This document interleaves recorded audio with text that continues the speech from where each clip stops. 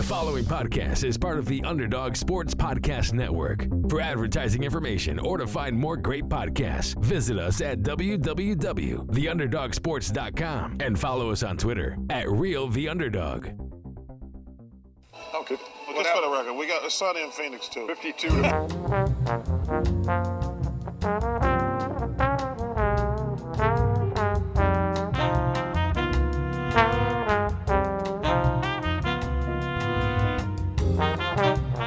Hello, everyone, and welcome to the Sunny in Phoenix podcast, a weekly podcast where we keep you up to date on everything Phoenix Suns basketball. My name is Charlie Erling, and as always, I'm joined by Mitch Krmpotich. I don't know about you, but I feel good, I guess. I don't know about you, but I feel good. I feel better. I feel better now, yeah. Yeah. That's true. We took a little time to heal, like we warned you guys that might happen, and it did. Yeah. If you're listening at this point, you expected this. Right. Yeah, you know us well enough to know that the homerism kicks in and we get real sad. Yeah, real salty. Sad and mad. Salty is the definition there, yes. Mm-hmm. But on today's episode, we'll be briefly talking about the last two games of the Suns season where everything ended. But after that, we'll be talking about Monty Williams and the search for a new head coach and the candidates that the Suns have. After that, we'll just talk a little bit about the Western Conference Finals and then a little bit about the upcoming finals themselves. Shout outs in order for our bet question. For our final bet question of the year, shout out to Omar at Midcard at Best. We were guessing Kevin Durant and Devin Booker combined points in the last game of the season, what ended up being the last game of the season. Everyone was way off, but Omar happened to be closest with 71. So congratulations. The real answer was 40. But yeah, shout out to Omar at Midcard at Best on Twitter. Between the two of us, Charlie, you win again. I was horrible in the playoffs. We finished the season with you winning 11-7, and the playoffs you won 4-1. So you really just took charge in the playoffs. We finished the regular season. What would that put us at? 7-6, it looks like, and I didn't add much to that. I was just very off in the playoffs. Well, I'm ready to drown in a few celebratory NASCAR-tinis. Yeah, we have like 3 years worth of them to still go through. It's going to be a long night and a really rough following morning after those get put down. Exactly. But you know one what? of these days we're going to do it. Or, maybe not. Maybe not. We might not. That's true. All right. Let's get into it. Let's talk a little bit about those last two games against the Nuggets. And we're not going to dive in deep to these. They were a long time ago, but there were a couple themes that kept on popping up through these games. Kevin Durant really couldn't buy a bucket in really either of those two final ones. Under 50% in both of them from the floor. Deandre Ayton exiting after the, game 5. Just he's done after that. That was a real tough pill to swallow. Monty Williams blowing opportunities, not calling timeouts, throwing out crazy rotations. There was just so many things that were going wrong in those last two games. I don't know if I want to touch on anyone singularly. I don't know. It was a bummer to see him go out like that 2 years in a row. It really was. Game 6. I'll say I'm definitely not as salty as I was after losing to the Mavs last year. But I was just like, I don't want anything to do with basketball for a while. Yeah. I mean, one of the things that really just stands out to me is in Game 6. In the first quarter, we looked pretty good. And then all of a sudden, things start clicking for the Nuggets, and they go on a 17-0 run. and not a single timeout was called in that time. I think as soon as you see the Nuggets starting to get things going, you need to call a timeout. I mean, but that's just been Monty's whole time with the Suns. He just kind of lets the guys play, and I think it's something that was a huge detriment. Yeah, I think you can let the guys do that when Chris Paul's out on the court or Kevin Durant's playing like Kevin Durant and isn't, starting the game 1 for 7 from the floor. Mm-hmm.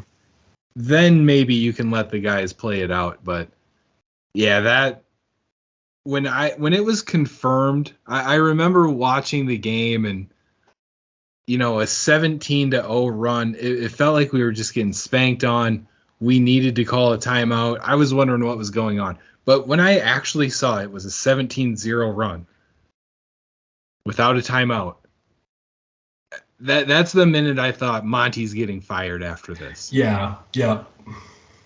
There was plenty that we had complained about with his coaching throughout these playoffs and last playoffs, but that was the kind of the final straw, which said he doesn't know what he's doing at this point. He's getting out-coached, not even to an X's and O's standpoint, a game management point. I just couldn't believe it was happening like that. Right. And that's something we have seen for years. And Monty's a great coach still. I mean, don't get me wrong, but this is just where the league is. And this is the thing. The guys want to win. Like Booker and Durant and I guess Chris Paul, we'll get to that in a second. They, especially Booker and Durant, they want to win. And I mean, the rumor is that those two are going to have some say in things. I imagine they have some say in our coaching search right now. Yeah, totally. I think so too. Just with every single one of the problems that the Suns were having in the playoffs, it seems like they're going to all be addressed real quickly. Monty already got fired. Up next, a two-parter, DeAndre Ayton and Chris Paul. Is Ayton going to get traded? Is Chris Paul going to get traded? We talked about this a little bit ago. We don't think that both of them will be traded. One of them will stick around. I see it being Ayton personally. What do you think? I guess it depends on the day. I'm so back and forth on it. I'll just be a contrarian. I'll say it'll be Chris Paul sticking around because Ayton just showed such little effort. And, Chris Paul is a veteran leader who makes the guys around him better. But the downside is he just can't stay healthy. I don't think Chris Paul will ever be healthy for a full playoffs. Right. But we're paying him a lot of money for one more year. Yeah. I think that's why you just try to cut ties as soon as possible. And I think that's probably what we should do. But what we will do is, I don't know. When you're talking about a mentality standpoint and talking about Devin Booker and Kevin Durant having some control over what the team may be doing in the future, and you ask them, do you want to play with Chris Paul or DeAndre Ayton? I really doubt either of them are going to say DeAndre Ayton. Right. Exactly. But DeAndre Ayton, more than a decade younger, more than a foot taller. That does mean something. Right. That's going to be a tough call for those two, Book and Durant. If they do think it's time to move on from Chris Paul, I bet that's going to be a gut check before that conversation happens. That. Ooh. Yeah. It's going to be a dramatic summer, folks. Yeah, it will be. One thing to close about Ayton, though.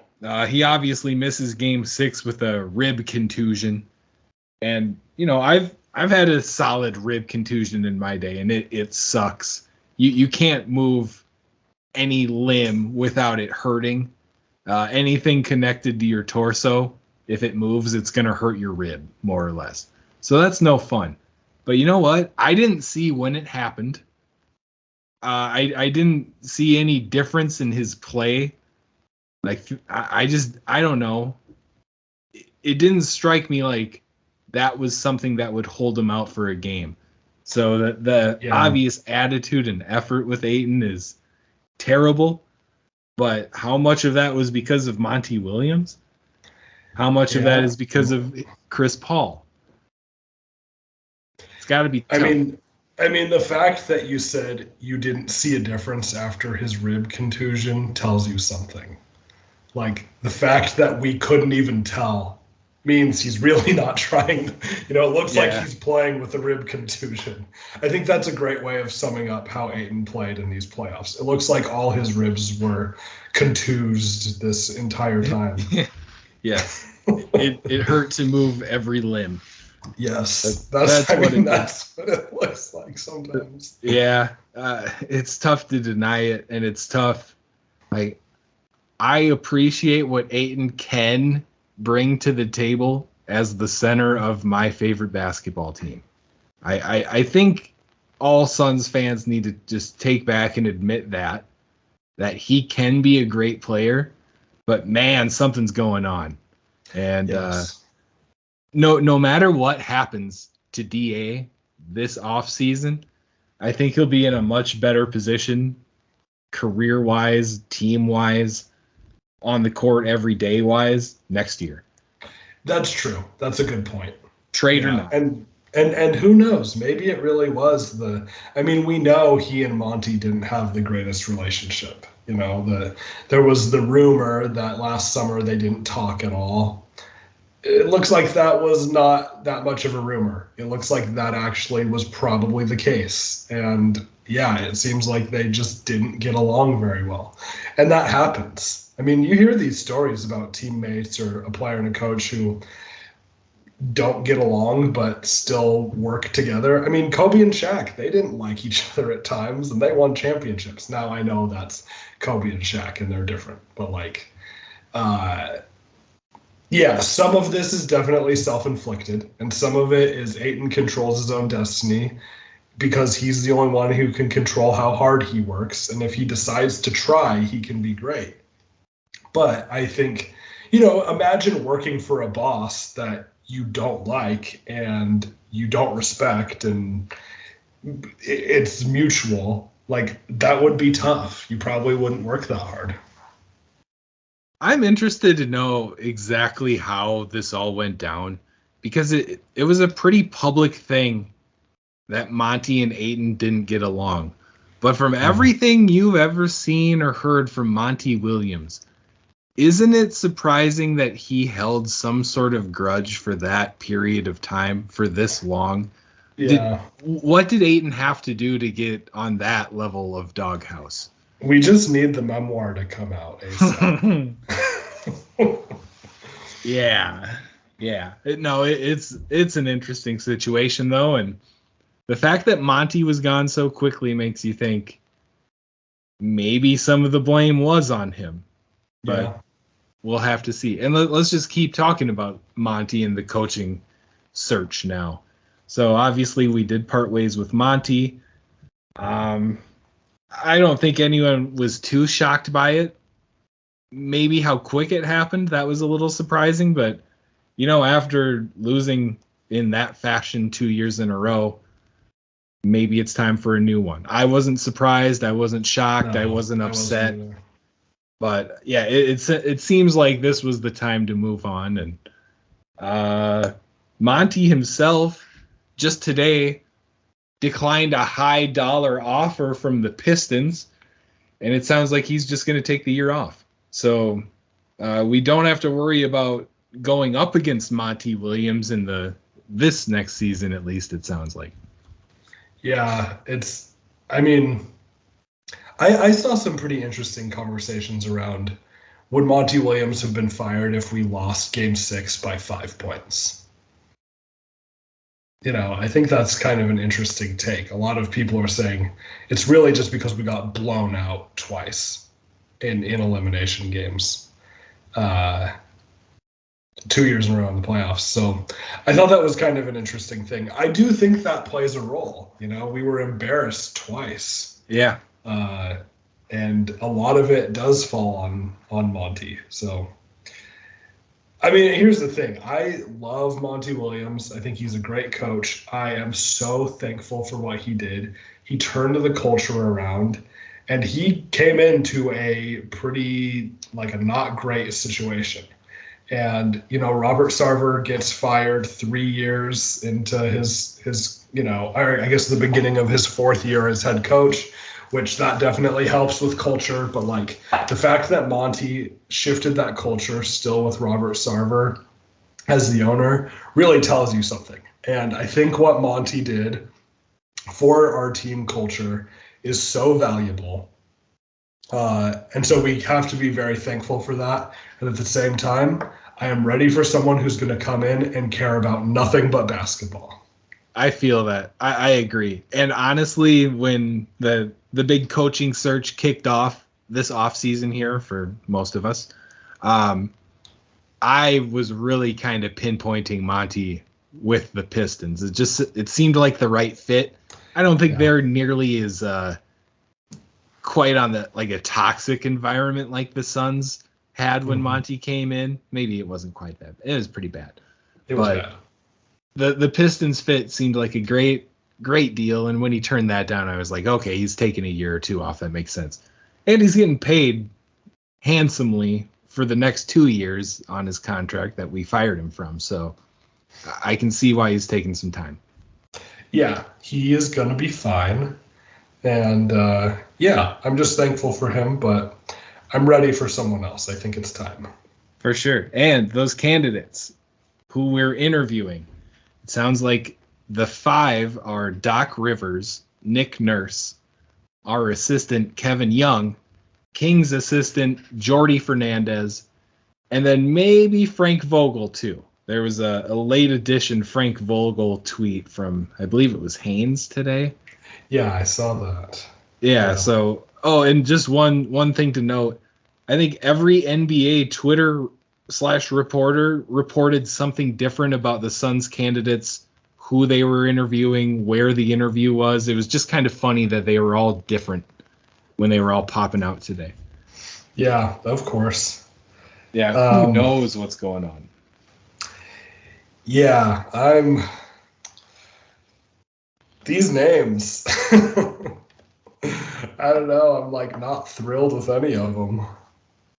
The one I'm the least thrilled with is Doc Rivers. I think we should just toss that out right away.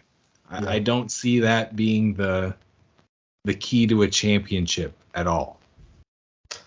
Yeah, I agree. I think that's pretty well agreed upon amongst all Suns fans. I don't think anyone's pining for Doc Rivers to come. Maybe all NBA fans. I mean, I think people know Doc Rivers is a notorious choker in the playoffs, and we just saw it again. I mean, he did the exact same thing with the Sixers that the Suns did. Yeah. And they had the MVP on their team. Exactly. And, there were some reports, I think right after we fired Monty, I believe Woj tweeted something along the lines of the Suns are going to be looking for someone a little more fresh on the scene, maybe not a used and abused head coach. So I almost want to write off Vogel just because of that. I don't, why go back to something that the whole NBA has already seen? Everybody knows what he's up to as a coach. Why try again with him? That's kind of my take there. Right, exactly. Yeah, so, I mean, if we're looking at these young guys, Kevin Young and Jordi Fernandez, I don't really know anything about Jordi Fernandez, so can't really speak too much on him.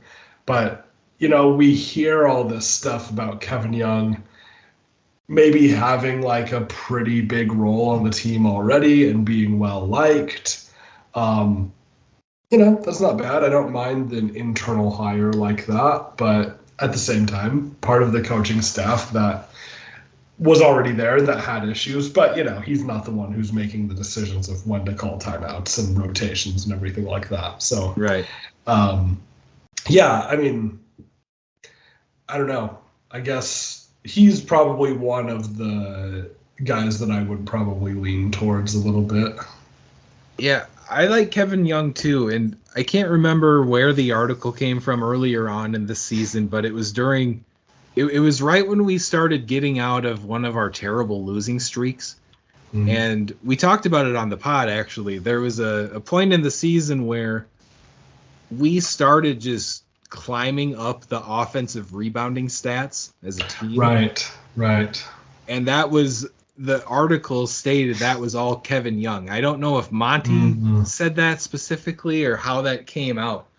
But, that was something that you can take away, like, oh, he's got some X's and O's. He's thinking about the game as a whole, trying to see what this squad can do to get by when we were dealing with injury and all that at the time. That's a good point. I do, that's just a little bit of something that we can point at. Also, he's been linked to other teams, might be getting some more interviews, or was at least a target at some point for some teams. So I have faith that he's going to be a head coach in the leagues sooner rather than later. And talking about keeping it internal, if we keep him, it 100% means that Book and Durant love him. That's true. Which would be a very good sign. Yeah, that's true. The rebounding thing kind of tells me that maybe he's paying attention to more of the analytics and advanced stats and that kind of thing. And I think we need a coach who's going to do that. That's just the way the league is trending. I think it's one of those things where if you're not paying attention to that stuff, you're going to get left behind. I guess I consider myself a little bit of like a mix between the numbers and the eye test kind of guy, but I just think at this level, you need to be paying attention to those advanced stats. And, it tells me that he does. The fact that he could see, there's this gap, and if we do this, it's going to give us an edge, and it did. Like, that's encouraging. It reminds me a lot of, I was just listening to the Ain't No Fang podcast. It's Arizona Sports, their D-backs podcast. They were talking about how Madison Bumgarner got DFA'd and that whole situation. And essentially, their kind of take based on an article that was written about the fall of Madison Bumgarner was that the Diamondbacks coaching staff was going to him with, okay, here's what the numbers are telling us. Here's what you need to do. And Mad Bum might try for a little bit and it wouldn't work immediately. And he'd just go back to his old ways. He'd go back to what he knows. And Mad Bum is like notoriously stubborn, and he would just get lit up, and his ERA was over 10 at the point that they DFA'd him. And so I'm thinking about that in the context of the Suns, where it's like sometimes you have to try these things because the numbers are telling you to do it. And after Mad Bum got DFA'd, I'll tell you what, the D-backs got better. And they have been on this really, really hot streak. So sometimes you have to buy into some of those numbers a little bit and try things, give them a chance, and give them a chance to actually prove if it works or not. And if it fails initially, keep trying a little bit and see if it works. And it sounds like the offensive rebounding is an example of that. It may not have worked immediately, but we saw that it was very helpful in that stretch where we, no pun intended, rebounded from our struggles. Ah, nice. Yeah. Martin Lawrence, remember that movie?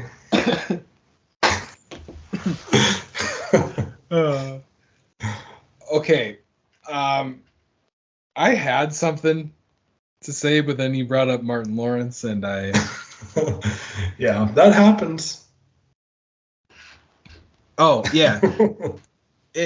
Here, just kind of one closing thing on Monty himself, and when it comes to X's and O's. I believe that the 0.5 offense was excellent for the team in its early stages with him as the coach. When Chris Paul came along, you could see that a change was happening. because Chris Paul, the ball sticks in his hands for much longer and you run your offense through him. Then you add in Kevin Durant the next, almost a couple years later. And then you have two offensive superstars and now a hurt Chris Paul. I have a feeling Monty had no idea what to do offensively once he got all that. Because if his philosophy is truly the 0.5 offense, get it moving, decide now, do your thing, keep it going, I don't think that's what works with Devin Booker and Kevin Durant anymore. And he proved that he didn't have anything else other than that in the playoffs, the biggest stage. So that's where I'll leave it with Monty. I wish him the best. He was so good for us. Without him, who knows what this team looks like right now? Had we rolled with another coach who never really could rein in the guys and build the locker room and that sort of thing, who knows what Devin Booker would be like right now if it weren't for Monty? Who knows? Right. No, I mean, I think back to, I remember I was upset when we fired Igor Kokoshkov. And I said, we need to have some continuity. If we keep having a coaching carousel, it's not going to be good. Devin Booker has had 5,000 head coaches in his career in the NBA, but boy, was I wrong. Monty was so good for our team. And yeah, you're right. He didn't know what to do with two amazing ISO ball players. It just isn't his style at all. So, yeah, I mean, it's so funny because I think I said this exact same thing about Igor all those years ago. We need someone who can adapt and isn't just going to run their system no matter what. Right. And I think any of these coach candidates have never walked into a team with two guys like Devin Booker and Kevin Durant, probably. Right. Yeah, these guys, I'm sure, are salivating at the chance to coach the Suns right now. Right, and hopefully they're cooking up some offense for those guys because we were lacking it. We were lacking everything to end the playoffs, though. We were. Can't point your finger at one single thing, except maybe Ayton. But anyways, hurt and Monty not calling time out. Yep. Okay. All right, let's move it along. Talk just briefly about the Western Conference Finals that we just watched and the upcoming finals. I'm not going to go too deep into this. I really enjoyed watching the Lakers be swept. Suns fans aren't Lakers fans. It's very obvious. And it's, as salty as I was after we lost to them, it's very easy for me to root for the Nuggets right now. So it was kind of it was like a perfect storm. After being bummed out about being eliminated, we watched the team who beat us just spank the Lakers. And now, as every reasonable sports fan should, Suns fans, we should all be rooting for the Nuggets to go win the finals so we can say, at least we got beat by the best. Which would be very, very different than after we got embarrassed by the Mavericks and then they were booted the next round. So exactly. I want the Nuggets to go win a championship. I'm with you, and I think people are finally seeing how good the Nuggets actually are. And this is my thing. I called this. I said the Nuggets are going to have no problem with the Lakers. The Nuggets are – I may have even called the sweep. Here's the thing. I am not special. I think most reasonable NBA fans said the same thing. Only these delusional Lakers fans said otherwise. Clearly, the Nuggets are really, really, really good. And the Lakers were lucky to be where they were. So, I think the Nuggets are just incredible. Jokic is so good. And this is the thing. I really don't have any bad blood with them because it was a series where just clearly they were better. We didn't have any of these fluke situations really. We didn't get Scott Fostered or anything like that. There were no super dirty plays or anything. The Nuggets are just really good, and they were better than us. Yeah, we got outplayed. Jokic is just incredible. I can't get over what he did to us and some of the stuff he was doing to the Lakers. Oh my gosh. It's unreal. It really is. I just want to keep watching it happen. And we're going to get at least 4 more games of it, or 4 or more games of it. So yeah, I'm ready. I know. It's also looking like in the East, the Heat are probably going to take it. And I just think the Nuggets are going to handle them so easily. I think so too. Oh, I got to rag on the Lakers one last time. Oh, yeah, please do. So even the Timberwolves put up a better fight against the Nuggets than the Lakers did. Wolves took a game from the Nuggets. We took 2. So technically the real Western Conference Finals was our series, if you ask me. And shout out to the Wolves for taking a game. And then, man, I really enjoy that sweep.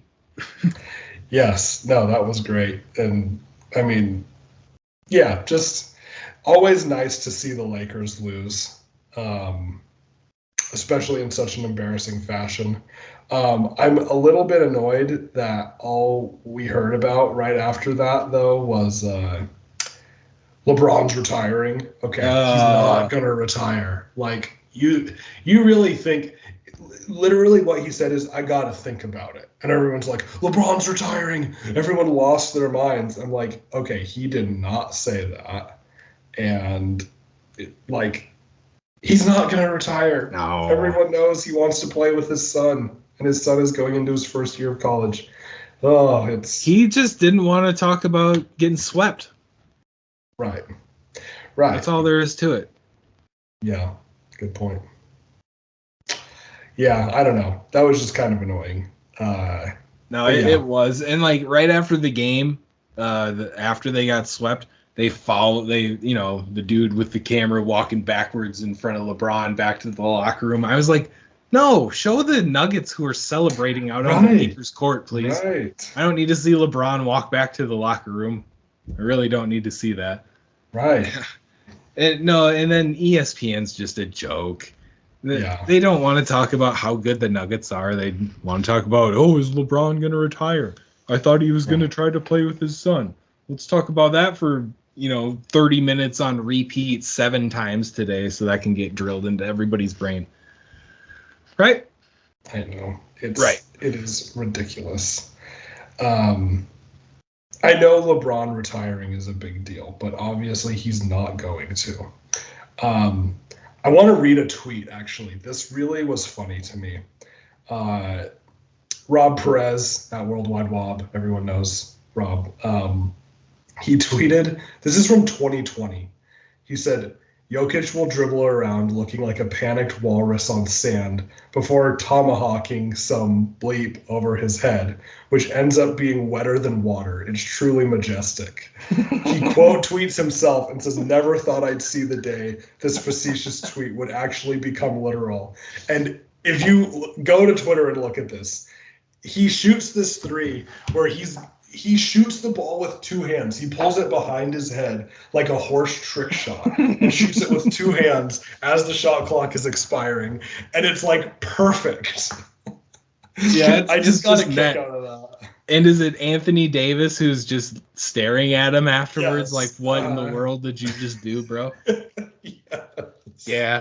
Oh, he's been so fun to watch. And I give him crap for, maybe not being in the best of shape and maybe exaggerating some things a bit, but I'm just amazed by the amount of control he has over the game. It's insane. Right. All aspects, maybe not defensively, but if the Nuggets have the ball, I'm worried about him scoring or getting a very easy assist or getting an offensive rebound and then scoring. It seems like one of those things happens every time down the court. Yes. Off the top of your head, how old is Nikola Jokic? 27, 28. 28, yes. 28. He's younger than both of us. He's going to be doing this for 10 more years. Oh, yeah, we're going to watch that entire career and get real sick of it over the years, I'm sure. Because, like, what's going to vanish from his game as he gets older? His insane vertical? You know, like, what's gonna be taken away from him? Not much. I know it. Man, it's like the worst thing he could do is get really, really thin and then get bounced around, you know? He just needs to just maintain what he's doing for the next 10 years and he'll be an all-time great. Exactly. Well, he already is, probably, but yeah. He is already, yeah. He's the greatest Nuggets player ever. Like, yeah. I think that's easy to assume right now. Sorry, Alex English, but sorry, Carmelo. Who just retired. Yeah. Right, yeah. Well, rooting for the Nugs for sure. Yeah, good luck to whoever makes it, who is likely going to be the Heat, but good luck against them. I love Nuggets Heat as a matchup. Like, you know, the league is just like shit. It's so true. They wanted Lakers Celtics so bad. Yep. Bad. Yep. Adam Silver has just been sweating. Honestly, I mean, as a basketball fan, I wouldn't mind a Lakers Celtics finals at some point, Sure. I'm happy for the Nuggets. Yes, absolutely. With that, we'll move on to the non-sports section of our show. This comes from our favorite website, teambuilding.com/blog/icebreaker-questions. This week, our question is, if you could choose one famous person from history to be on your team during a zombie apocalypse, who would you choose? So this actually came to me really quickly because I had just seen a picture of him recently. And when I thought of it, I thought, man, this is, it seems like it could be a kind of obvious one, and I was wondering if you picked the same, but I don't know. Okay. Mine is Andre the Giant. Ooh. Like not the more recent wrestler that was also Andre, the original Andre the Giant, like the French guy. Oh. The huge there's not many humans who have ever been of his stature in the world. Like there's a picture of him. I think it's is it Wilt? Or Wilt or Kareem? I can't remember. And then Arnold Schwarzenegger. Oh, I've seen this picture, yeah. And he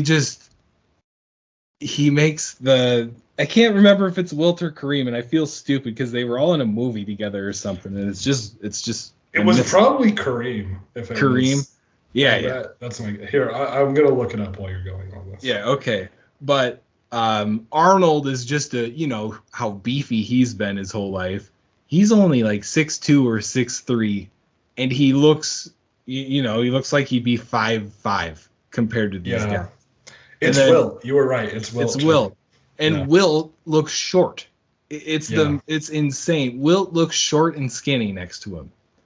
And then that picture of him holding a soda can or a beer can in his hand. Have you ever seen that before? Yeah. Oh yeah. It looks like a miniature toy. Yes. It's crazy. So in a zombie apocalypse, I would get, like all the alcohol he needs to thrive, because apparently he drank like a fish. So I'd make sure we had that, and then I just follow him everywhere we went, because who or what could stop him?